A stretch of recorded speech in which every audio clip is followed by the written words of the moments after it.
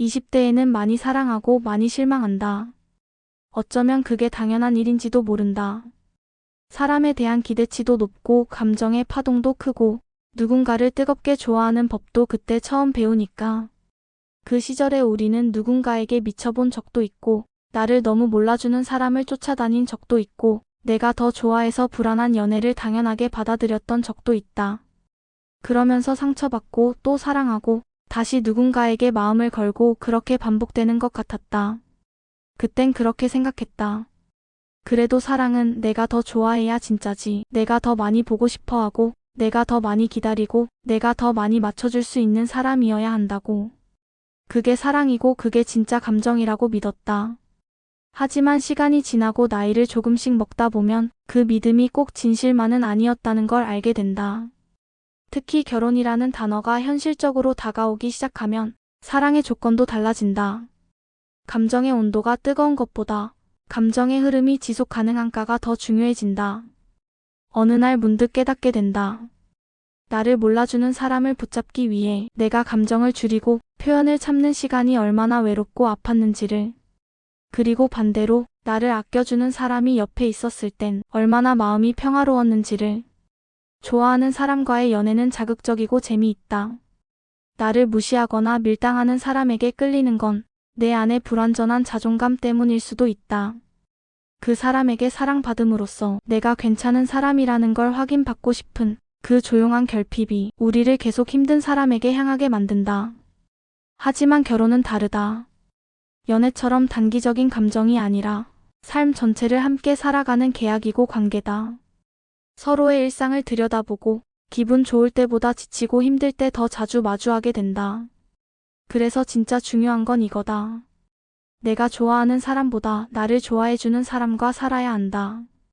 그 사람의 말투에서 날 존중해주는 뉘앙스가 묻어나는지, 내가 아플 때 가장 먼저 연락을 주는 사람인지, 내가 침묵할 때 괜찮냐고 물어봐주는 사람인지, 그 사람과 함께 있을 때 내 감정이 조용하고 안정적인지를 봐야 한다. 나를 좋아해주는 사람과 함께하는 삶은 내가 덜 불안한 삶이다. 내가 덜 계산하게 되는 사랑이고 서로가 서로에게 부담이 아니라 안식처가 되는 관계다. 물론 내가 좋아하는 사람이 나를 좋아해주면 제일 좋다. 하지만 인생은 그렇게 이상적으로 흘러가지 않을 때가 많다. 그럴 때 우리는 결심해야 한다.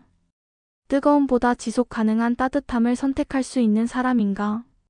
이 영상은 그런 고민의 한가운데 서 있는 당신을 위한 이야기다. 지금 내가 사랑하는 이 사람과 결혼해도 괜찮을까? 내가 사랑받고 있는 걸까? 아니면 내가 사랑을 주기만 하는 걸까? 이제부터 그 이야기를 함께 나눠보려 한다. 우리는 왜 늘 나를 좋아하는 사람보다 내가 좋아하는 사람에게 마음이 더 끌릴까? 그 사람이 날 얼마나 좋아하는지는 중요하지 않았다. 오히려 날 무심하게 대하고 조금은 가볍게 여기는 사람이 더 매력적으로 느껴질 때가 많았다. 그 사람의 관심을 얻기 위해 애쓰는 그 과정이 마치 사랑의 전부인 것처럼 착각하기도 했다. 이상하지 않나? 나를 힘들게 하는 사람에게 더 매달리게 되고 날 편하게 해주는 사람에게는 거리감을 느낀다. 이건 개인의 성격 문제가 아니라 심리적인 패턴이다. 특히 애착 유형이 불안형이거나 회피형일 경우 불확실성에 더 쉽게 중독된다. 확실하게 다가오는 사람은 지루하게 느껴지고 나를 밀어내는 사람은 오히려 도전 욕구를 자극한다. 20대의 연애는 그래서 혼란스럽다. 사랑인지 집착인지 끌림인지 상처인지 구분하기 어렵다. 한창 감정이 예민한 시기에 우리는 상대의 말 한마디, 이모티콘 하나에 하루 기분이 휘청이고 단답으로 온 메시지에 온갖 추측을 쏟아내며 스스로 감정을 갉아먹는다. 그런 사랑은 자극적이고 중독되기 쉽고 쉽게 잊히지 않는다. 하지만 오래 갈 수 있을까? 우리는 보통 그 답을 결혼을 생각할 때서야 진지하게 고민하게 된다. 20대 후반 누군가와 오래 만나게 되거나 주변에서 하나둘 결혼을 하게 될 쯤 사랑에 대한 기준이 서서히 바뀌기 시작한다. 이 사람과 평생을 함께 할 수 있을까? 이 사람이 내가 힘들 때도 내 옆에 있어줄까? 그리고 그 순간 깨닫게 된다. 내가 더 좋아하는 사람이 아니라 나를 더 좋아해주는 사람과 함께할 때 마음이 얼마나 편안해지는지를. 좋아하는 마음은 중요하다. 하지만 혼자만 좋아해서는 관계가 유지되지 않는다. 결혼은 연애보다 훨씬 더 현실적인 결정이다. 설렘, 끌림, 뜨거운 감정보다 더 중요한 건 지속 가능성이다. 하루의 대부분을 함께 보내야 하고 경제적인 상황, 가족 문제, 건강 문제 등 수많은 현실적 문제를 함께 풀어나가야 한다. 이때 필요한 건 기대지 않아도 옆에 있어주는 사람이다. 말하지 않아도 먼저 챙겨주는 사람이다. 내가 나다워도 괜찮은 사람, 그런 사람이어야 한다. 나를 좋아해주는 사람은 다르다. 그 사람은 내가 말하지 않아도 내가 힘든 걸 눈치채고 내가 자책하지 않도록 나를 감싸주는 방법을 안다. 내가 못난 모습일 때도 비난하지 않고 괜찮다고 말해줄 수 있는 사람. 그게 진짜 사랑이다. 좋아하는 마음은 변하지만 존중하는 마음은 오래간다. 그리고 좋아해주는 사람은 나를 존중한다.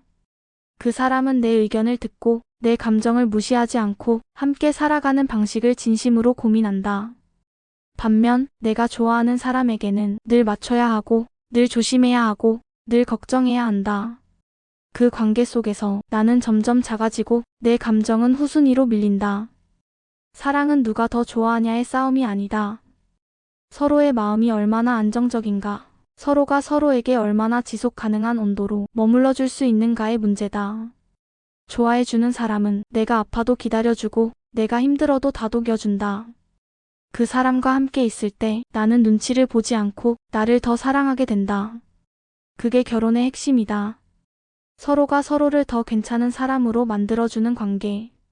함께 있는 게 편하고 서로의 마음이 줄다리기가 아닌 따뜻한 줄잇기가 되는 관계. 그러니 말하고 싶다. 연애는 나를 시험하고 결혼은 나를 돌아보게 한다. 그리고 진짜 좋은 결혼은 나를 좋아해주는 사람과의 결혼이다.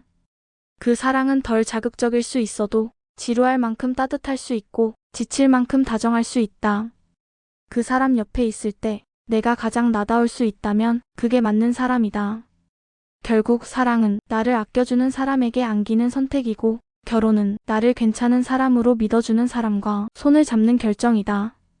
그 따뜻함 속에 삶의 진짜 안정감이 있다. 결혼은 결국 나라는 사람을 있는 그대로 받아들여주는 사람과 해야 한다. 예쁘게 보이고 싶지 않아도 센스 있게 대답하지 않아도 기분이 좋지 않은 날에도 미안하다는 말 없이도 내 감정을 자연스럽게 이해해 줄 수 있는 사람. 그 사람이 진짜 함께 살아갈 수 있는 사람이다. 우리는 종종 설레는 감정을 사랑이라고 착각한다. 하지만 설렘은 언젠가 사라진다. 그 자리에 남는 건 함께한 시간 속에서 쌓인 믿음과 배려다. 나를 좋아해주는 사람은 내가 스스로를 싫어질 때조차 내 편이 되어준다. 그 사람과 함께 있으면 나는 나를 더 사랑하게 된다. 그런 관계는 조용히 자란다. 크게 흔들리지 않고 매일 같은 자리에서 같은 온도로 내 옆에 머물러 준다. 결혼은 선택이다.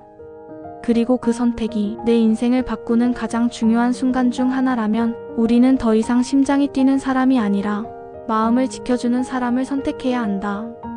사랑받는다는 감정이 얼마나 안정적인지 한번 제대로 느껴본 사람은 안다. 그 따뜻함이 결국 나를 더 나답게 만들어준다는 것을. 이 영상이 도움이 되셨다면 구독과 좋아요 부탁드려요. 더 많은 영상은 채널 홈을 확인해주세요.